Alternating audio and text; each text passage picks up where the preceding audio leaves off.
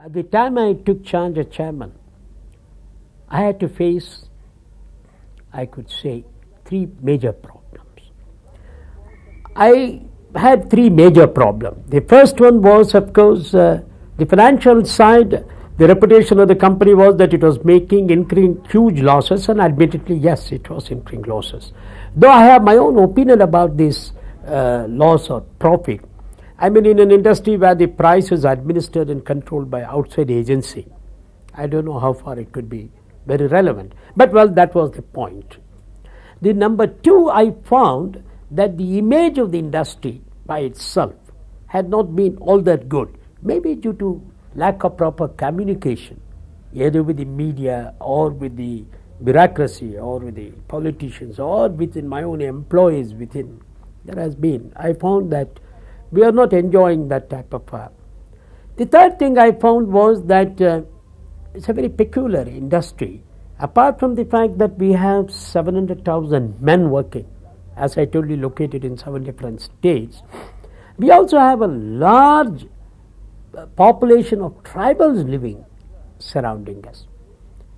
And I did observe that in many areas, whereas that our employees are entitled for a lot of welfare amenities, and the tribals or the others living just across, and in many cases, I have to admit, states of poverty, and in some cases abject poverty.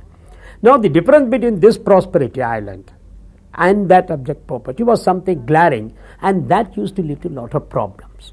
The tribals used to come, they say that they're obstructing the work, they say give us the employment. After all, they could see a thing of prosperity going round. So I thought that I had to deal with all these three major issues. Well, for my employees was no problem at all, because we are on an average spending around 450 crores per annum on this welfare alone. I mean, if you ask the statistics, almost the bed ratio is about 100 to 125, one bed for 125, which should be considered very good by any standard. We have provided large number of educational institutions to educate our children. The water supply, the roads, the other facilities, recreational. On this, we just don't try to economize on the welfare. So the people are happy. The results are there. Have you heard of any major industrial unrest in this company? No. The people are contented. People are happy. And that brings forward a commitment. What has happened arising out of this contentment and commitment? You find the results started improving. I used to only appeal to them in the so-called famous whistle-stop tours. I used to go around, and I used to tell them, look here, you are working hard, your image is bad outside. Why? On one ground that you are losing. Why should we lose? A marginal improvement in efficiency, saving in expenditure, improving in the cost control measures. And they did it. The result was that in the year 1989-90, we did turn around with those conditions. We have been absorbing all type of extra escalations. We have been absorbing increase in wages, increase in. Then the major issue was this tribal business. I think even today it continues. I wouldn't say that I have sorted it out totally, but I have offered them 2-3 sort of opportunities. I used to tell them, don't ask for a job, I'll give you work.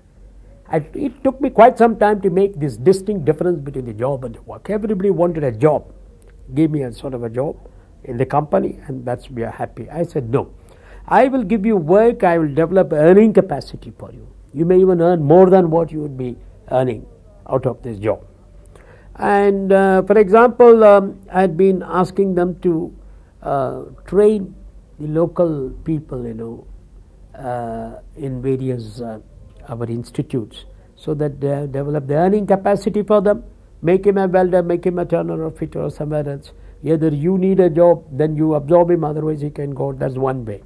The other way is that we are trying a new system where, suppose the tribal or the locals, they have a driving license.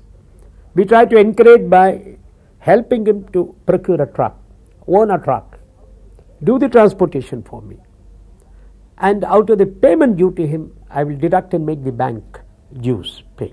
Over a period, he owns the truck. And even right from the beginning, the sense of belonging is that he knows that he's a owner and running a truck and not an employee. This also coming out to be successful.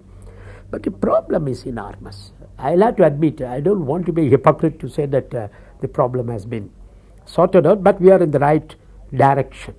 And perhaps with more ideas coming in, I want to make the tribals feel involved with our activities and not feel antagonistic. This is the main problem. So how important is the fact that you should communicate with all your workers, even at the lowest level? Well, look at, I don't know. People do say that whether I should do it or I should not do it is a debatable point. I am having a sort of an open house. The result is 18 hours a day almost I work, and people come to me not only in the house, anywhere, anytime. I do that. My style is different. My style is that I feel that unless I communicate with people as far as possible, I do not think that I can successfully run this industry. This is how I feel. I mean, you talk of delegation is okay. That is all for your technical and administrative work. But while I do it, I always tell my officers also to do it. Effective listening. See the other man's viewpoint. And the very fact that you listen to him and you try to appreciate his viewpoint, I think 70-80% of his problem is over. This is that. Now, communication, as I told you, is very difficult in my company. I have an advantage because I've grown in court. So I know somebody. But 700,000 people are there. 18,000 executives. As I told you, more than 500 operating points in 7 different states. So the problem is that now we are doing the video news we are doing so that people hear me, people can see me. This is going on now for the last. Similarly, you find that we circulate our own usual thing, magazines, the wall posters. For example, in case of Mahabir rescue operations, I was keeping all the people informed periodically, and then later on we made a huge wall poster explaining as to how we succeeded, and this went down to the down the line. Everybody, now you ask anybody in Madhya Pradesh that how was the rescue operation, then he knows it by and large. How about management policies? How do you communicate that to your junior officers? Well, this is a problem. Again, I have to admit, you see, some of the officers definitely have picked up this style, particularly the juniors. I'm only worried about the middle level and slightly senior. They will have to pick up. And their style is perhaps that usual, the old rigmarole of communicating by letters and all those type of things. I want that formal communication, yes, but make it as informal as possible. You see, your credibility while communicating should be established. Otherwise, it will be an exercise in futility. The other man, when he listens to you, he knows that you mean business, you are sincere, you are listening. If you can't communicate this feeling to him, then you are lost. And, well, it will come, public sector has its own problems, but I have a lot of good officers, good men. The only strength I have, with which we are building, is that by and large, men are very good, competent. So I think it will come up, it will grow. So what else is, you are identified by your own specific typical management style, which is that of MP Narayanam. Can you in a nutshell tell me what keeps you going? What is this management style which is so successful? Well, many people have asked me this question, and I would tell you this. As I started with that, my concern for my men, and I am genuine about it. It's not just to show off somebody. You have asked this question, I told you, otherwise I would not have answered you on this. My concern, care and concern for my people. Then the credibility that I am establishing with the people, that I am sincere, I mean business. If I can't do it, I would be the first man to say I can't do it. But I would listen to that man effectively, with all the sincerity and command time. That's why I'm running management of time is my problem, That is there. So in the process, my people, even persons whom I don't know, they know that, look, if you have a problem, you can have an approach. This is one major thing that I have got. I'm not talking of technical side. Technical side, I've got a lot of competent people. They are really doing very well. I can tell you that I can boast of a host of competent people too. I have to only look overall on the planning to see that everything is going in the right direction. This is the main thing. The third important point, so far this industry is concerned, I think I have successfully projected to the nation, to the opinion making group in the country about the problems of the industry. This is one of the very important things. Today many people appreciate, oh, the coal industry is doing well. The coal industry has this problem. What did we do in Mahabir? Mahabir, though on one side we were busy in rescuing those 65 people, on the other side we were keeping the nation fully briefed without putting any dust under the carpet. So that people are watching what is happening, what is not. The media, both the print and the electronic media outside, were also very grateful. We were having a regular type of a meeting with them. I was trying to explain to them as to what we are doing, what is the meaning. I told them I might succeed, I may not succeed, because we had a four-pronged attack in the recovery operations. So these are all the things, you see, it's a large industry, and my main strength had been that my men accepted me as a man from within, and from the day one I could start working. And perhaps I could succeed in communicating what I want in this image building and improvement in financial performance, etc.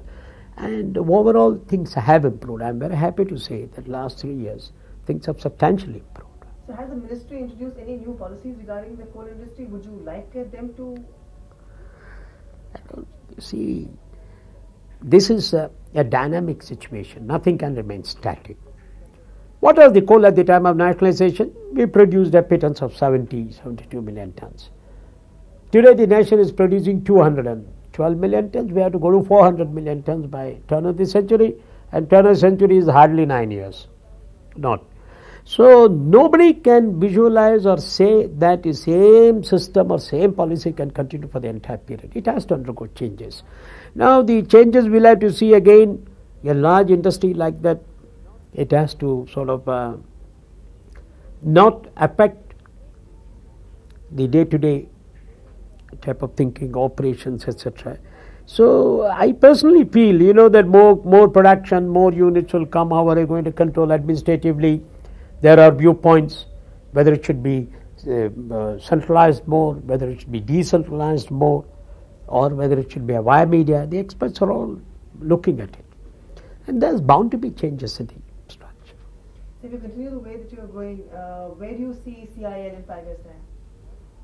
Well, up to me, I'm an over-ambitious man. I want to see that it has to earn for itself a mark at the international level. This is that. People accuse us, oh, you are efficiency in operation of equipment, without knowing what is their condition elsewhere in the country and what is there.